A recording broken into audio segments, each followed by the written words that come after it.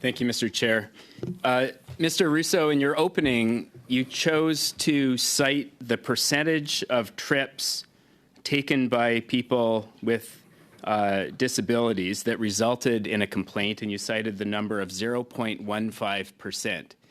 And it makes it sound like a small problem. It seems to diminish the importance of the issue. I'm wondering why you made that choice in your opening remarks. Well, I think right after I presented the numbers, and we want to be transparent with the facts that we have. That was one of the purposes and objectives of coming to the committee and to anyone we speak to about this very, very important situation. My next comment was that I'm not diminishing this issue. We are spending time, effort, investing to get better. We know, despite the numbers I presented in my opening comments, that we need to get better. And again, I've given this committee at least half a dozen significant process changes that we put in place in the last 6 months that will make it better. And we'll continue to make process changes and invest in training, especially to ensure that we minimize, if not eliminate, these mistakes that we made. I guess what I'm wondering, Mr. Rousseau, is why you didn't start by saying we have a big, serious problem. How much money did Air Canada make in 2023? In 2023, we made roughly $2 billion. $2 billion. And how much money did Air Canada invest specifically in improving the experience of people with disabilities? Again, that's a fair question. I don't have that number at the tip of my Ms. Wilson have the number, perhaps? I don't have. No, we don't have the number. And the reason for that is that we do have, certainly we have numbers where we invested in equipment. We have a labor force that's dedicated to this to some degree. But there's also many other costs that are built in other costs, technology, training, that we need to pull out to get a fair number. But I would estimate that if it's not in the tens of millions, it's certainly in the high millions dollars investment per year. Do you track those investments? You said earlier that you're investing significant resources. That statement must have been based on something. Well, we're training 10,000 people a year now on annual recurrent. That is a significant investment. For one example, we're buying new equipment to more Eagle lifts, for example, for more airports and for more redundancy. Well, that's another investment that we're making. But beyond all that, there is a series of technology improvements that we're making as part of overall other programs that are hard to pull out. But again, Mr. Rousseau, would you be willing to pull those numbers together and table them with the committee? I think it would be very edifying and useful for our study. Yeah, I think that's a fair question, and I'll take that back and see if our finance and other groups can pull together those numbers where it makes sense. Okay, thank you. Later in this meeting, we're going to be hearing from two representatives of prominent disability advocacy organizations in Canada. Neither of them have been contacted to provide input on Air Canada's accessibility plan. Would you be willing to meet with these individuals personally? Again, we've put together a committee of 4 well-respected disability groups: Barrier Free Canada, Brain Injury Canada, Spinal Cord Injury Canada, and Karula, and hopefully I pronounced that right. But certainly, we're willing to speak to other groups as well, and whether it's myself or Carrie Ann, who's obviously our leader in this area, our director of accessibility. Certainly, we would look forward to meeting with anyone, including your 2 next guests. Yeah, that would be fabulous, Mr. Rousseau. I had a chance to meet Mr. Lepofsky from the Ontarians with Disabilities Act Alliance. I notice he's wearing the Order of Canada pin. We're also joined today by Heather Walkus from the Council of Canadians with Disabilities. I know both of them would very much like to meet with you and discuss your company's plan. So if you could arrange that, it would be much appreciated.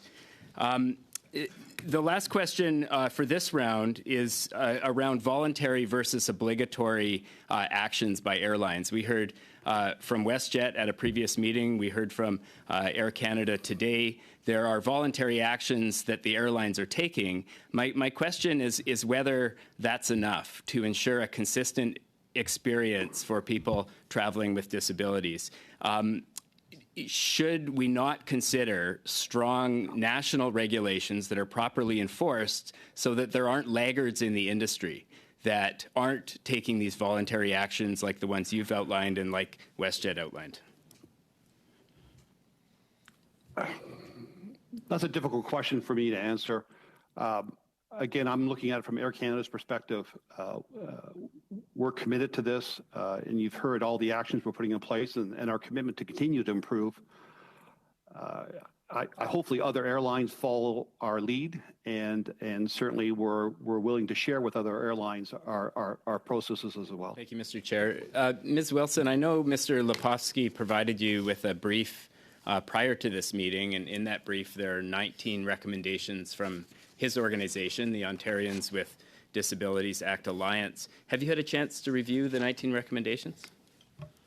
Thank you very much for the question. Yes, I have. As was alluded to before, or perhaps that was in private conversation, Mr. Lepofsky and I have known each other for a couple of years. It was great to hear from him. I appreciated the heads up on the brief. It was only yesterday, so I have read them over. There are some that we have already started working on, so that was quite encouraging to see that we're aligned. I think the best way to accomplish something real and exciting in accessibility is to work hand in hand with the disability community. Thank you. Mr. Rousseau, there are other jurisdictions that have stronger regulations in some respects when it comes to people with disabilities. For instance, the committee has heard that in the United States, all of the complaints that are submitted to airlines are handed over to the federal regulator. In Canada, there's no such obligation, and so we essentially have to take your word for it when it comes to complaint data, and every airline reports it differently, and we know there are a lot of instances that go unreported. This is what we've heard from disability advocates. Should Canada not have a system of reporting and transparency that's at least as strong as that in the United States? Thank you for the question. I think that's a worthwhile venture to explore. There, obviously, it has to be some conditions around it. How the data is put together has to be consistent across just not the airline industry, but also other industries that provide customers with disabilities the ability to travel. I think it's unfair to only point out the airline industry. There should be others that should be included that if we wanted a full view of customers with disabilities who want to travel. And I think, much like safety, the information that's provided has to be provided in a non-punitive awareness, because our objective here, our joint objective here, should be to improve the travel experience for customers with disabilities. And so that information will be transparent to all, and initiatives will come out of that information that will improve. Thank you. So being non-punitive is also a very important aspect. Thank you, Mr. Rousseau, and thank you, Mr. Bachrach. We have 8 minutes left, and I'll split the difference. Mr. Bachrach, the floor is yours. You have 6 minutes, please. Thank you, Mr. Chair, and I want to again thank you, Professor Lepofsky, for being here and for stating so clearly and adamantly what the problem is and the urgency of making progress on this. And I'm trying to decide where to start and how to add to this conversation with some questions. But it seems like from listening to you that the two themes that have really come up are around consistency and accountability. And I share your frustration because this committee hears from many corporations who come here and tell us about their good works from very well-meaning people. And it feels, after many meetings like that, that it's too great of an expectation to expect these companies to proactively and voluntarily address these systemic issues. Where does the buck stop when it comes to accountability? Number one, with the regulator that's not holding them accountable. Number two, with the CEOs. And number three, and we're not partisan when I say this, but with the ministers and the government that have the authority to do it. A summit is a photo op.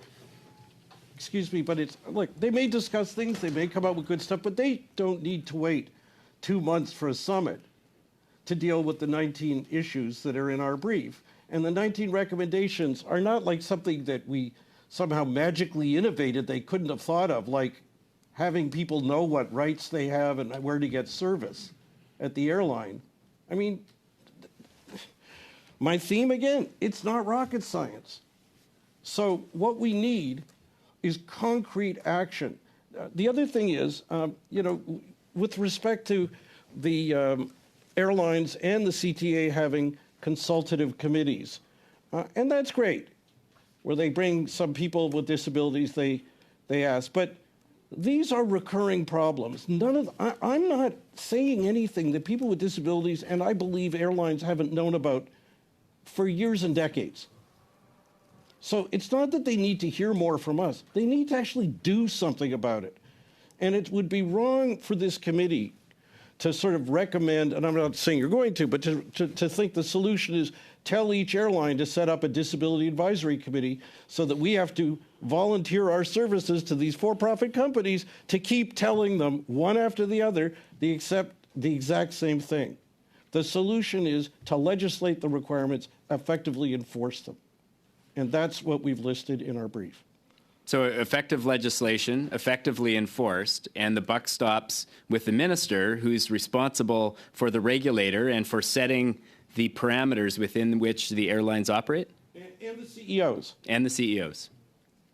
Absolutely. And I'm not trying to be personal to the CEO of any airline. It happens that one was here today. And I am sure they're all well-intentioned, but in the disability world, everybody's well-intentioned towards us. But we keep facing the barriers.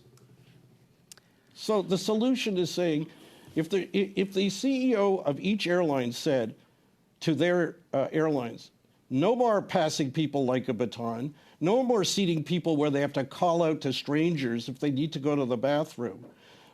Let's tell everybody what single number they got to call for help, and it will actually get answered in, 5 minutes, not an hour. If they all did that, and if they said there are consequences down the line if it doesn't happen, it could happen. Mr. Lepofsky, why do you think the minister has been so reluctant to, or seems to be so reluctant to take that decisive action that you've just described? I've never spoken to the minister. We've had no contact with him, and I can't comment on it. My only reason for focusing on that is because of the news release yesterday about a summit. And I don't want to make like whatever they do is wrong and all that stuff. We're not like that. It's just we need action, not photo ops. If they do a photo op and do action, we'll say yay. Okay, don't get me wrong. So in your view, the government knows what needs to be done. They've had lots of time to do it. And in response to this litany of horrifying stories involving people with disabilities trying to travel, and we heard testimony from the chief accessibility officer, and she very much echoed what you've said, which is that every single person that she knows that has a disability and travels has had problems. Given the severity of that situation, you think that the government has all the information that it needs to act. Is that what I'm hearing? As does the Canadian Transportation Agency, as does every airline. And they have models from elsewhere in the world they could turn to, because not everybody does it as badly as we do. And that's why I dread entering Canadian airspace. Others do it better. I'm not saying they're all 100% either, but they're more reliable than here. What are the international leaders when it comes to the type of regulation and enforcement you're talking about? I can't give you sort of specific regulatory codes and specifics. I'm not prepared for that today, and I apologize. But I could just tell you I don't recall a trip anywhere of the handful of countries or more that I've been to where I have to worry like I have to worry when I come here. Thank you, Mr. Chair. Mr. Lepofsky, you started by recognizing the law students at Western who've contributed to this work, and I wanted to take a quick moment to recognize my staff, especially Margaret Crew, for her work. I understand that you we're in touch with her in preparation for today's meeting. It seems like one of the aspects we're talking about is trying to define the scope and the scale of the problem that we face. And while we could take actions like the ones that you've recommended in the absence of precise and accurate data, it strikes me that it would be useful to be able to track progress over time. And to do that, we need better information about how the problem is doing. Is that a fair assumption? And if it is, what would you recommend in terms of data collection and reporting so that we can have a good sense of whether progress is being made on this issue? Yes, it's a good idea. We don't need to wait for data to know these are problems. We don't need to wait to see how many times they've failed to announce pre-boarding, like they did on my flight last night, to know that we need a measure to ensure they announce pre-boarding. However, there are these measures. Number one, secret shoppers, not by the airline, but by an independent regulator who are auditing on site what's going on. Number two, requiring that the airlines file with the regulator all the complaints they receive. They could be, of course, anonymized. Number three, requiring the airlines at airports, as I said earlier, to publicly announce a simple, easy-to-access phone number to register complaints and an email address and a mailing address, so that those will, because we'll hear from more people if in real time we tell them that you can and where to do it. And then if all of that is provided with to the airlines, not just some statistics, but what the complaints are. In fairness to the airlines, just because someone complains doesn't mean those are the facts. But you can at least look at it to see what kind of recurring patterns you see. So that if you get all of those complaints, and even if you assume that half of them are inaccurate, but you still see a huge trend, that tells you where you need to take regulatory action. Thank you.